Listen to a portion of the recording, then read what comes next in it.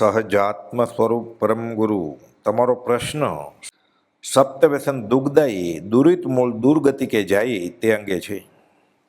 સપ્તવ્યસન વચનામૃતમાં ઉપદેશ નોંધ 36માં વસો ક્ષેત્રે પરમ કૃપાદોએ પ્રભુશ્રીજીને જે આજ્ઞા ભક્તનો બોધ કરેલ કે જે કોઈ સામાન્ય મુમુક્ષુ ભાઈ બહેન સાધન માટે પૂછે તો તેમાં 20 દોહરા, યમ નિયમ, ક્ષમાપનાનો પાઠ અને સ્મરણ મંત્ર સ્વજાત્મ સ્વરૂપ પરમગુરુના મંત્ર સાથે રાત્રિ ભોજનનો ત્યાગ, 7 અભક્ષનો ત્યાગ વગેરે આપવું અને તેમાં 7 વ્યસનનો ત્યાગ એ સૌથી પહેલું સાધન ગણાયું છે.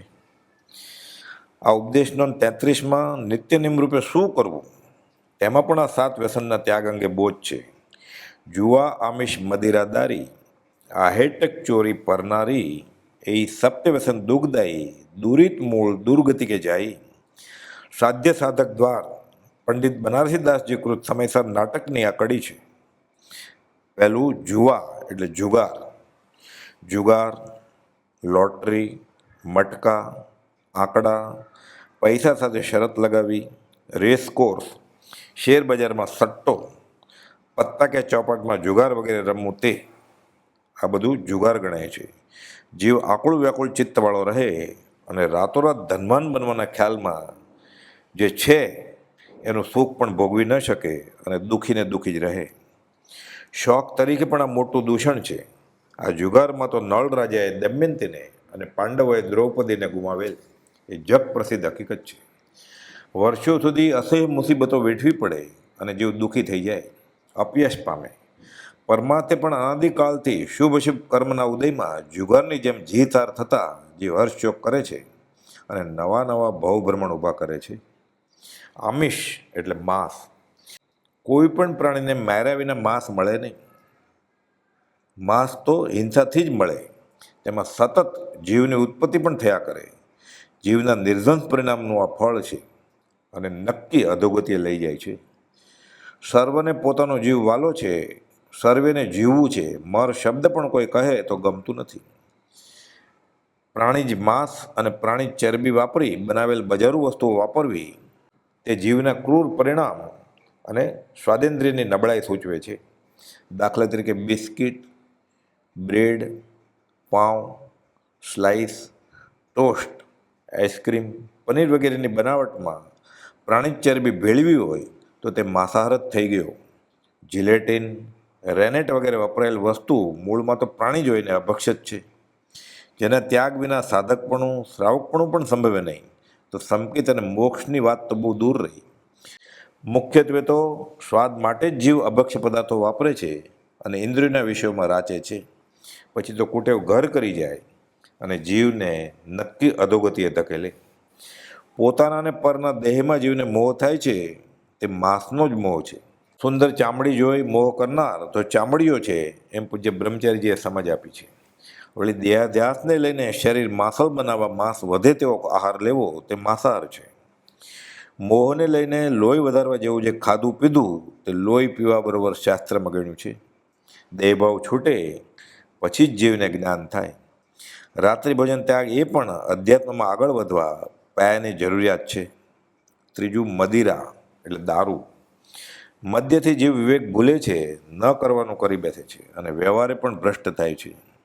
જેના વ્યવહારના જ ઠેકાણા નથી તે પરમાત્મા આગળ વધે કઈ રીતે? ધર્મમાં સ્થિર થઈ કેમ શકે? જીવ હિંસાનું મહાપાપ તો મદિરા બનાવતા છે જ. આવી વસ્તુના વપરાશથી દ્રવ્ય હિંસા અને ભાવ હિંસા એ ભાવમરણ અને ભવભ્રમણનું કારણ છે. પરમાર્થે મોહરૂપ મદિરાને લીધે જીવને સ્વ પરનો વિવેક થતો નથી અને તેથી તેને એકાંત દુઃખરૂપ સંસાર સુખરૂપ ભાસે છે. દુઃખી છતાં પોતાને સુખી માને છે. આ ભાવમાં ધર્મ, અર્થ અને કામ ગુમાવે છે. પરભાવમાં અધોગતિ નોતરે છે.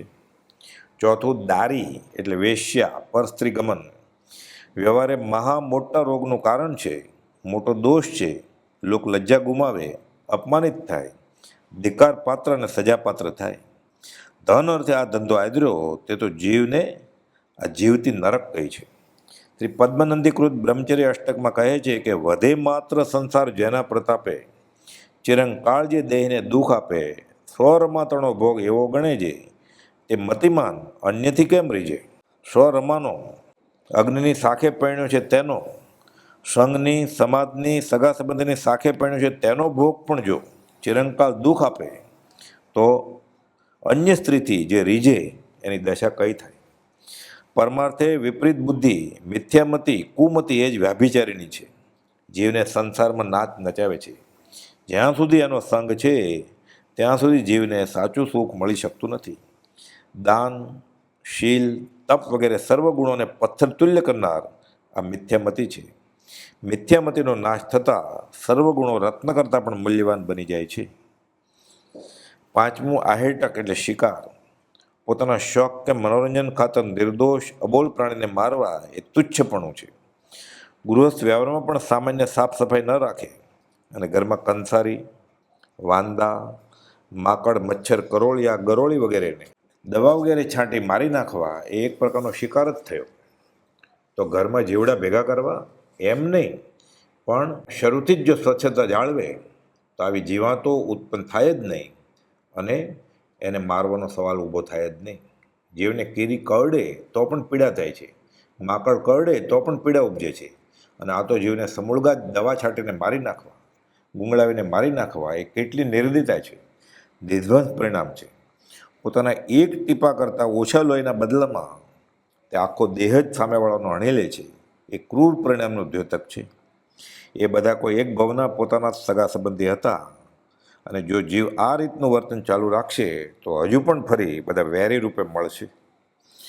વિષય કશાને વશ થઈ જીવ દયા, ક્ષમા, સંતોષને હણી પોતાનો જ આત્મઘાત કરે છે. પોતે પોતાનો વેરી, ભાવ મરણ અને તેને લઈને દ્રવ્ય મરણો ઊભા થાય છે. એક એક વિષયમાં લીન થઈ જીવ પ્રાણ ગુમાવે છે. વીણાના સૂર સાંભળવામાં મગ્ન થયેલ મૃગ શિકારીના બાણથી વિંધાઈ જાય છે. પતંગિયું દીવાની ઝગમગતી જ્યોતિમાં મોહ પામી પડી બળી મરે છે. કમળની સુગંધ માણવામાં મસ્ત થયેલ ભમરો કમળ બીડાતા તેમાં કેદ થાય છે. જે ભમરો લાકડું કોતરવાની શક્તિ ધરાવે છે ત્યાં નરમ એવા કમળમાંથી નીકળી શકતો નથી અને પરિણામે હાથીના પેટમાં હોમાઈ જાય છે. કામ વાસનાના ત્યાગી એવા મુનિઓ જૈન અને જૈનેતરમાં ચારિત્ર ભ્રષ્ટ થયાના કથાનકમાં ઘણા દાખલા નોંધાયા છે. ક્રોધે કૌશિક ઋષિને દ્રષ્ટિવિશ ચંડ કૌશિક નાક કર્યો અને માને દુર્યોધનનો અને સાથે કૌરવના આખા કુળનો સંહાર કર્યો, અને માને બાહુબળીને એક વર્ષ સુધી કેવળ જ્ઞાન થવા ન દીધું. પૂર્વ ભાવમાં માયાને લઈને છેલ્લા ભાવમાં બલિનાથ ભગવાનના જીવને પણ સ્ત્રી પર્યાય મળ્યો. લોભે કૃપણ મમણ અધોગતિએ ગયા. છઠ્ઠું ચોરી. નાની મોટી ચોરી અણહકનું લેવું એ ચોરી જ છે. અદત્તા દાન, કોઈના આપ્યા વગર, તેના સ્વામીના આપ્યા વગર લેવું તે. પકડાય કે ન પકડાય જીવને એ બદલો ચૂકવવો જ પડશે, અને તે અર્થે ભવ રખડવું પડે છે. કોટી સોનાના દાનથી પણ આ ચોરીનું પાપ ધોવાતું નથી. પરમાર્થે ધન વિભવમાં પ્રીતિ તે પણ ચોરી જ છે. એક આત્મા સિવાય પોતાનું કંઈ નથી. જે પોતાનું નથી તેને મેળવવાની આશા, ઈચ્છા એ પરિગ્રહ તો પાપનું મૂળ છે. કિંચિત માત્ર ગ્રહવું તે સુખનો નાશ છે. કેમ કે ચોરીના ભાવ છે. અપરાધી ગુરુ દેવ કો તીન ભુવન કો ચોર. પોતાના આત્મા સિવાય એક પરમાણુ પણ પોતાનું નથી. મેરો એક આત્મ માત્ર ઓર સબે ભિન્ન છે. શુભમ ચક્રવર્તી 12 ખંડ મેળવવા જતાં 7મી નરકે જાય છે. 7મું પર નારી, કુમારિકા, ત્યક્તા, વિધવા કે સ્વસ્ત્રી સિવાયની બીજી કોઈ સ્ત્રીનો સંબંધ એ મોટું વ્યસન છે. વ્યવહારમાં સામાજિક દૂષણ અને પરમાર્થે તો સ્ત્રી ચિંતન ફળ નરક કહ્યું છે. માત્ર પરનારી ચિંતન મહાપાપ છે. રાવણ માત્ર પર સ્ત્રીની ઈચ્છા કરે છે. સીતા સાથે દૂર ઊભા તેને મનાવતો હતો અને પોતાનો અને સોનાની લંકાનો નાશ નોતરે છે. પરમાર્થે પર નારી એટલે કાયામાં આત્મબુદ્ધિ તે પર સ્ત્રી રતિ છે. કાયારૂપી પર નારીમાં પ્રેમ માયા રાખી જીવ સંસાર વનમાં ભટક્યો. અનંત કાયાઓ ધરી અને દેહ ભાવ કે કાયામાં માયા ન જાય ત્યાં સુધી દેહ ધર્યા જ કરશે. આ 7 વ્યસન કે 7માનું એક પણ વ્યસન જીવને દુર્ગતિએ ધકેલે છે. એ સપ્ત વ્યસન દુઃખદાયી દુરિત મૂળ દુર્ગતિ કે જાય. તેનો ત્યાગ જ્ઞાનીઓએ ઠામ ઠામ બોધ્યો છે. વ્રત, તપ, જપ, તીર્થયાત્રા, દાન, શાસ્ત્રીય અધ્યયન વગેરે ધાર્મિક અનુષ્ઠાન આ 7 વ્યસનના ત્યાગ બાદ જ ફળ આપે છે. કડકાઈથી આ નિયમો પાળવાથી જીવને સ્મરણ મંત્ર ભક્તિનું ફળ તુરત જ મળે છે, એમ પૂજ્ય પ્રભુજી કહેતા સહજાત્મ સ્વરૂપ પરમ ગુરુ